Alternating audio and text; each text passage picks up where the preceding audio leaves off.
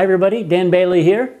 This is episode number 4 of my Fujifilm retrospective, where I'm looking back at my own 10-year journey shooting with the Fujifilm X Series cameras. We're kind of going chronologically here, and in each episode I'm featuring one or two specific models and talking about some of the features that were introduced, some of the advancements that were first introduced in that particular camera, and how that camera affected my own shooting style, and showing you some of the pictures that I've shot with these different models over the years. Before we get started, just want to take a minute to thank everybody for taking the time to watch these videos. I want to welcome all the new subscribers to my channel, and thank everybody who's left comments in the past few episodes. It's been really fun to read the sometimes very detailed stories of your own transition from your older camera systems to the Fujis. And I did hear from Yuji, and he said that he's taken the time to read all the comments as well. And I know that he really enjoys hearing from so many people who genuinely love their Fujifilm cameras with that kind of passion. And he said it's all the more reason for them to keep making cameras. I also want to remind you of my Photography on the Brain video course. It's my exclusive lesson series where I delve deeply and explore photography and creativity from a much more cerebral aspect as what we usually get on the YouTube videos here. And so through this series of 30 lessons, I want to help you guys explore a variety of different techniques and concepts so that you can improve and become more confident creative photographers. So you can follow this link here to check out my Photography on the Brain video course and get a very special discount for a limited time. Okay, let's get started here with episode 4. So by the beginning of 2015, I've been shooting with my X-T10 for just about a year. I've shot thousands of frames through this camera, just getting to know it inside and out, having the time of my life, enjoying the creativity it offered, the incredible power, and the lightweight, very small, compact form factor. And as I said in my previous video, this was the camera I'd been waiting for my entire career. A few months prior, Fujifilm had used one of my photos that I shot with the X-T10 in their very first magazine ad to advertise the new camera. And of course, in the spring of 2015, that's when I'd sold all my Nikon gear, decided to let it all go. And so by that time, I just felt like I was hitting such a stride with my X-T10 in terms of just getting to know the camera and feeling comfortable and confident with this new mirrorless technology and all the creative features and performance that this camera offered. And I always remember the time I went back to Photo Plus to see Yuji about 9 months after I'd been shooting with the X-T10. I mean, I'd put it through its paces. I said dragged it through the dirt. I tried to beat the crap out of the X-T10. And I gave him the camera so he could, give it to the techs and have it cleaned and sent back to me. And he took one look at it. He goes, "Oh my God, what do you do to these things?" And so I'm still waiting for my business card that says, Dan Bailey, official X Series abuser. Anyway, in the spring of 2015, Yuji reached out to me again to tell me that they had something else in the works. Essentially, they were working on a camera that was even smaller and lighter and more compact than the X-T10, but that still had a lot of the same features. And I got to test out this new camera as well. And in May of 2015, Fujifilm announced the X-T10. And essentially this was a stripped down version of the X-T10 with just a few changes. But the interesting thing to note is that it had the same sensor and the same processor and most of the same features. And this meant that image quality between the two models was identical. And so really the only differences were, aside from a lighter, smaller body, was a slightly different configuration on the top deck dials, and this was not weather sealed. So not quite as rugged, but believe me, I've beat the hell out of this thing as well. And the only real limitation that the X-T10 had next to the X-T10 is that the X-T10 had less internal memory, and that meant that it had a smaller buffer. So where you can fire about 20 frames at full resolution in RAW on the X-T10 at 8 frames a second before it starts to slow down, you could fire about 6 to 8 on this. But if you're shooting in JPEG, no worries at all. You can fire about 50 images before the buffer starts to lock up. But by far the coolest thing about the X-T10 was that it actually had a faster and more powerful autofocus system than the X-T10. And in fact, it was this model where the modern day autofocus system on the Fujis was developed, where you have single point autofocus, zone, and wide tracking. This is where all that started. Anyway, I was blown away when I saw this thing. When I first got the camera in my hands, I couldn't believe how small it was. I mean, I thought the X-T10 was small. This thing was even more svelte. It was even more compact. And so the first thing I did was take it on a week-long cycling trip down the Oregon coast. So we started in Portland, rode out to Astoria, and then all the way down Highway 1 to Lincoln City, and then we turned back and rode back to Portland. There were a couple days where we had quite a bit of rain on that trip, so this thing definitely got wet and it kept chugging away. And as soon as I got back from Oregon, I did another bike trip on the Denali Highway here in Alaska. 4 days, 150 miles, and again, first day was pouring rain. And I remember that night, I built a little campfire and I've got this thing perched on the rocks trying to dry it out. So after those 2 trips, I was nothing short of impressed with the X-T10. I mean, it handled great, it was tiny, the image quality was stunning, exactly the same as they were on the X-T1. It was just a really fun camera. And I've always felt that these cameras, the X-T10, X-T20, X-T30, offer an amazing value. And I felt this at the time, and I think it still stands today. These things are probably the best mirrorless cameras for the money. So when I got back from those 2 trips, a couple things happened that were pretty important. First of all, my very first book was published by Focal Press, Outdoor Action and Adventure Photography. And this book was basically represented the entirety of my photography knowledge up until that point. We're talking 20 years of experience shooting action and outdoors. And this book's still in print. It's an excellent manual if you want to pick it up. And in fact, it was written during that transition period when I was moving from Nikon to Fuji. And I even feature the X-T1 in the book, and I feature some of the images that I shot with it during that time. And I talk about how this mirrorless technology is coming and how, we need to look forward. And the other thing that happened that spring was that Fujifilm released a major firmware update for the X-T1 that added 36 changes to the camera and 27 brand new features, including the electronic shutter that offered shooting speeds of up to 1/36,000th of a second, and that entirely new autofocus system that first appeared in the X-T10. And so with that firmware update, the X-T1, which was already a year old, almost a year and a half old, was suddenly a brand new camera. It's like Fuji released a new model, except it was the X-T1.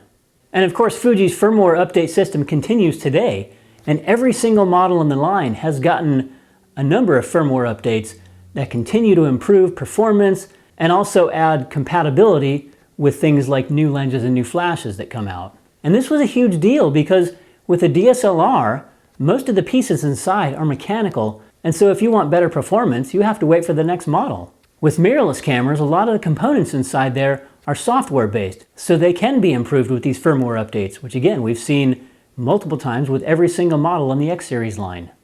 And so the rest of 2015 pretty much looked like this.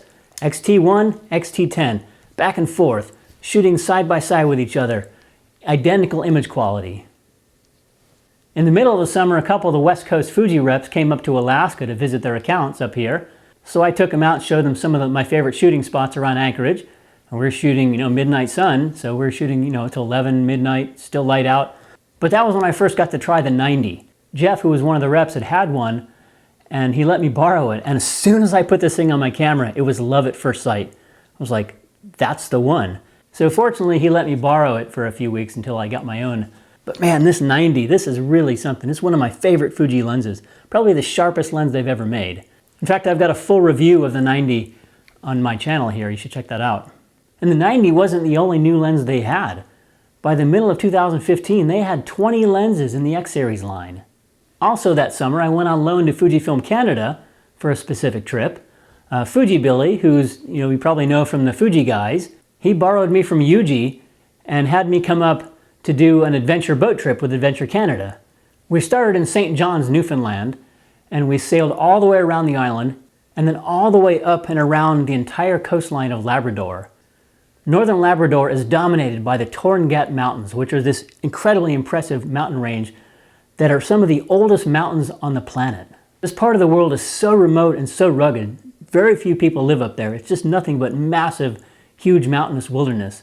And bears. There's so many polar bears up there, and there's even black bears up there that are bigger than the polar bears. In fact, every time we got off the boat and had land excursions, we had to have armed bear guards with us. And so the reason I was there is because Billy brought me on as an official X photographer. He had worked out a deal with Fujifilm and Adventure Canada, where they would supply a number of Fuji cameras, X-T1s and X-T10s, on the boat for people to use. And so I was there doing photo workshops and offering guidance and helping people with their cameras, both on and off the boat.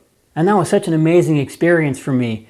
You can read my full account and see some of the photos I shot on that trip here at this link. When I got back to Alaska, I continued doing more photo workshops.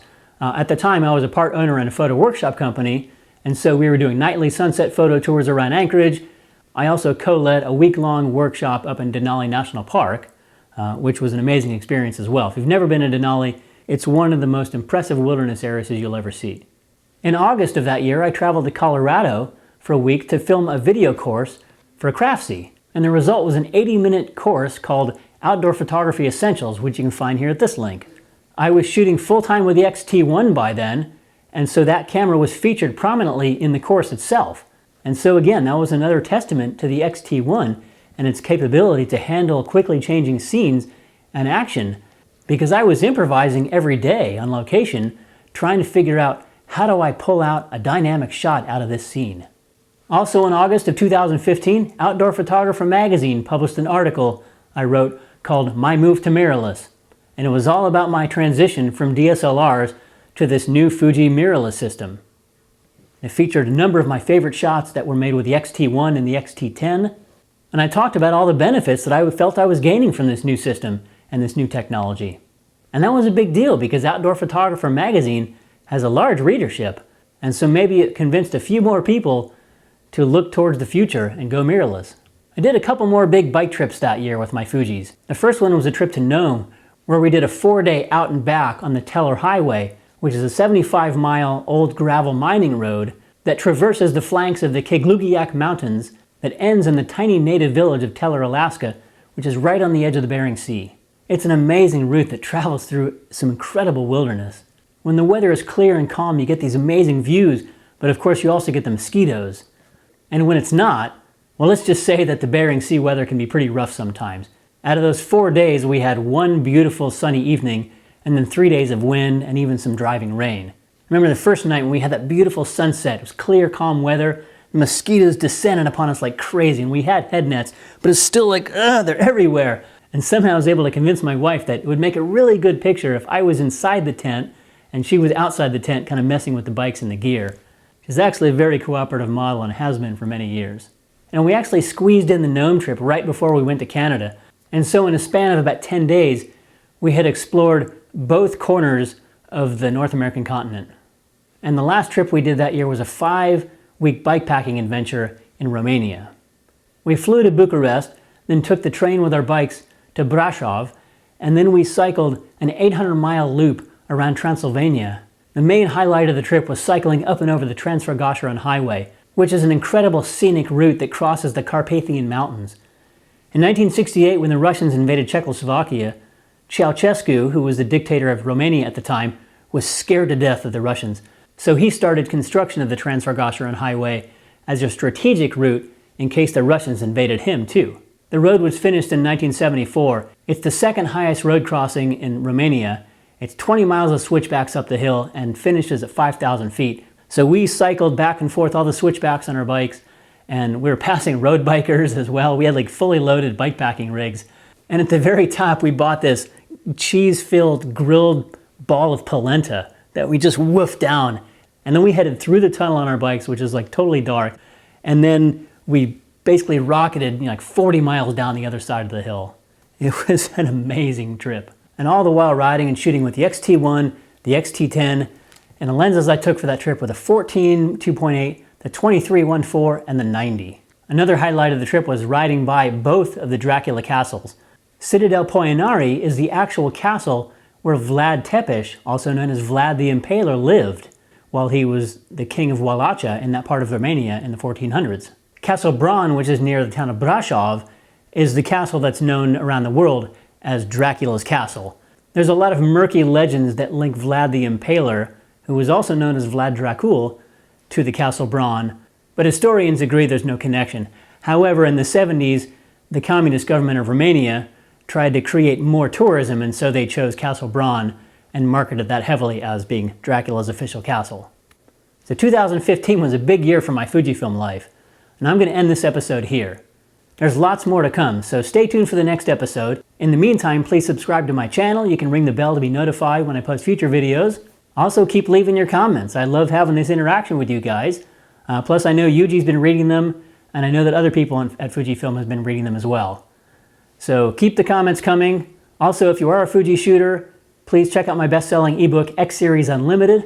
This 400-page guidebook will show you everything you need to know in order to get the best performance and have the most fun with your Fuji camera. You can find me on social media and Patreon at Dan Bailey Photo, and you can visit my website and blog as well, where I have even more ebooks for you to check out. So until next episode, have fun with your Fuji cameras out there and take care.